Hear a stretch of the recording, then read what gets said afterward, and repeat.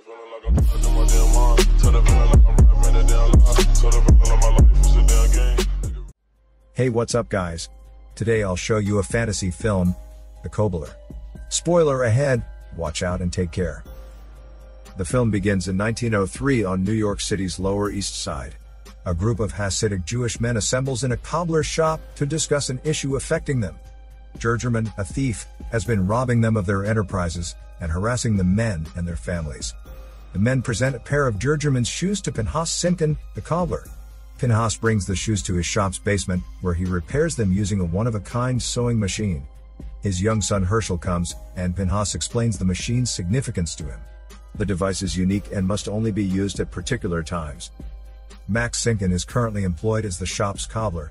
Jimmy, who owns the barbershop next door, is his friend. Later that day, Carmen Herrera, a young woman, enters to inform Max that she is working with the Lower East Side community to prevent large-scale developers from demolishing portions of the neighborhood in order to create massive, complicated buildings. Max seemed to be unconcerned about the shop's fate. But Carmen tells him that his shop is essential for the city. She then asks him to be part of the rally. Max signs the paper, and they both part ways. Max lives at home with his mother Sarah, who is currently ill. The two of them wish they had one more chance to see Max's father. Her mother also mentions a woman Max dated before. Still, Max informs her she already got married 10 years ago and has 3 kids. But her mother does not seem to care. Her mother tells him the food for dinner is in the microwave. Max goes to get it, only to see her bag is in the microwave. One day, Leon Ludlow, a neighborhood hooligan, enters the shop and asks his shoes to be clean. Leon notices Max eyeing his watch. Leon tells him he has a collection at his home worth 3 times to Max's shop. Leon then asks Max to replace the soles on his shoes, and needs them done by tonight before he closes the shop. Max's sewing machine breaks down. He calls someone who can fix it, but they cannot be there tonight, only tomorrow. Max then went to the basement to find another sewing machine, which was the one his forefathers used. He then starts sewing Ludlow's shoes. Jimmy approaches Max and asks him what he is doing. Max informed him about his present sewing machine, and he had no other choice but to use the old sewing machine, which his father taught him how to use when he was little. Jimmy informs him how he used to tell Max's father to sell everything and make some money. Max closes the shop, but waits for Ludlow inside. Max checks Ludlow's shoe size out of curiosity, and discovers that he, like Max, wears a size 10.5. Max slips the shoes on, and to his amazement, Max transforms into Ludlow. He quickly took off the shoes, and went back to his standard form. Max wears them again, and examines himself in the mirror. He gets another pair of shoes and wears them, but it does not work. Max then uses the machine on them, recognizes its power, stitches more shoes, and examines himself in the mirror as different people. An Indian guy shows up at Jimmy's barbershop and smiles at him. Jimmy asks him if he wants a haircut. The guy refuses and says goodbye to Jimmy. The Indian turns out to be Max and amazes himself. He cannot believe he can communicate with other people by just wearing their shoes. Max makes use of his newly acquired power to step into other people's shoes and live like them. He spends the day in Chinatown dressed as a Chinese man. Max then enters a restaurant disguised as another man, and proceeds to depart without paying for his dinner. He sees a man on the streets with a really nice and expensive car. Max disguises himself as Ludlow, and forces the man to give him his shoes. At night he rode in his car and had a good time. Max asks his mother if she wants to be someone else. Her mother says no. He asks another question, and her mother answers she wants to have dinner with his father again. Max then looks for his father's shoes. The next day, a beautiful woman named Taryn brought a pair of shoes for her boyfriend. Max wears the shoes, and turns into a British man named Emiliano. Max goes to a pub dressed as Emiliano, and gets recognized by several attractive women. One woman approaches him, and informs him that she saw him departing with a man. But she thinks it is sexy. The two of them enter a taxi. The girl asks where they could go. Max suggests they could go to his house, but he should ask his mother first. The girl seems disappointed, and gets him out of the taxi. As Max walks on the streets, he is suddenly met with the real Emiliano. He transforms back to his standard form, as he has taken off the shoe on his left foot. Max then discovers Emiliano's residence and observes Taryn showering. She extends an invitation to him to join her. Max gleefully disrobes until he realizes that he will no longer be Emiliano if Max removes even one shoe. From that realization point, He departs from the apartment. Max sees Carmen on the television where her mother watches. In the morning, they see each other. They had a conversation, and Carmen suggested he should come by at her office. Later that day, Max wears the shoes of a young boy and stares at Carmen outside of her office. Max fixes his father's shoes and says hi to his father in the mirror. Max brings joy to his mother by wearing his father's shoes. Like Abraham, he shares dinner with Sarah and grants her one more night of happiness. Max discovers Sarah's demise the following day. He and his family spend a week sitting on Shiva. Jimmy talks to Max and offers to help out. Max questions why he would do that. Jimmy does not answer, but then advises him that everything will be better. When he returns to work, Ludlow wants his shoes. He pities Max that her mother did not leave him any money before she died.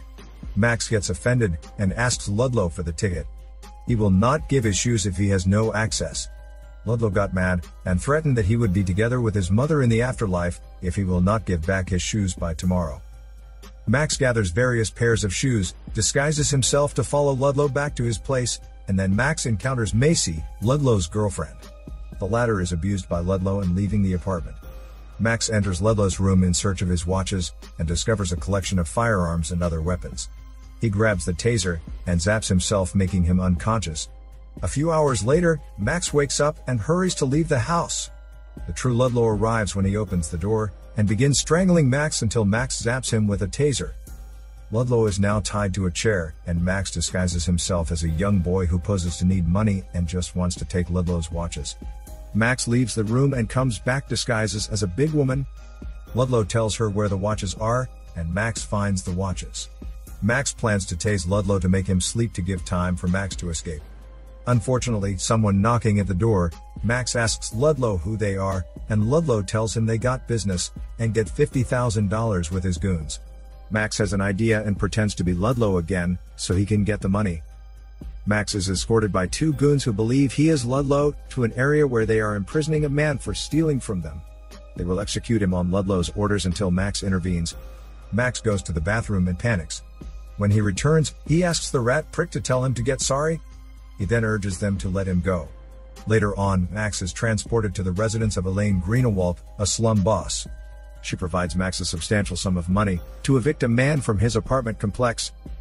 Max returns to Ludlow's house wearing cross-dressing man's stilettos, but Ludlow is now free from the ropes. Ludlow continues to assault him until Max removes a shoe, shocking Ludlow upon seeing Max. He attempts another attack on Max until Max stabs Ludlow in the neck with the other stiletto heel. Max arrives at this home panicking.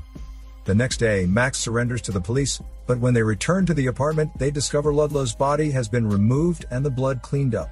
The police leave, thinking it was just a joke. When Max returns to the shop, he sees the stiletto heels and the blue bag placed on his table. Max is so confused. The money and the watches are inside the bag, and he then grabs a taxi to return what he stole. Jimmy approaches Max and closes the taxi door and confronts Max about his strange conduct recently.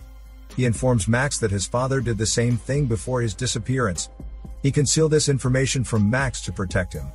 Max gets mad at Jimmy for not telling him and tells him to stay out of his business. Max enters Greenewalt's residence posing as the she-man named Marcia. He then returns the money, saying Ludlow sent him and said he cannot finish the job. Greenewalt is not okay with this and made her men knock Marcia out. Marcia wakes up and discovers she is in a car. She then slowly takes another pair of shoes from his bag and wears them. One of the men in the front notices a bad smell. When he turns his head to look over, Max has now turned into an old, dead but alive guy. The two men in front scream out of fear and then lead to a crash. Max steps out of the car and a bunch of kids asks him if he is okay. They then notice his face and screams as they run away. One boy trips and begs Max not to eat him, thinking he is a zombie. Max then takes off his other shoe and tells the kid he will not eat him, but the kid faints. The next day, Max covers the sewing machine and visits Jimmy's barber shop. He apologizes for what he did the other day. Jimmy offers him to shave him, but Max rejects it. Max accidentally pours a soda on paper. It reminded Max about the conversation the two men were talking about last night. He then rushes to see Carmen. Max joins Carmen in Mr. Solomon's residence, the man whom Greenewalt is attempting to buy out. Mr. Solomon is adamant about staying, having lived there for decades, and even raising his daughter there. Max devises a scheme to deceive Greenewalt into paying him a significant sum of money while retaining Solomon's home. When Greenewalt discovers she has been duped, she proceeds to the home of Solomon and threatens him with murder. She is later arrested after being caught on camera by a local television reporter. Max's life begins to return to normal. Carmen enters the shop and extends an invitation to supper, which Max accepts. He subsequently returns the watches to Macy at Ludlow's house, where he apologizes as Ludlow and tells her that she deserves better. Max is abducted as he leaves by a gang. The gang is commanded by the same man who stole from Ludlow's team. They are on their way out when their vehicle gets struck. Max regains consciousness in Jimmy's barber shop. Jimmy offers him water and a pickle, explaining that pickles help with the journey between bodies. Max inquires as to how he learned of this. Jimmy removes his shoes, revealing that he has been Abraham the entire time. Max embraces his father, both joyfully and angrily. Abraham takes him to the basement to show him his extensive collection of shoes amassed over the years. Abraham then drives Max to his limo and rides with him through the city, telling him the narrative of how their family came to own the stitching machine. This is Daniel CC Movie Channel. Peace out.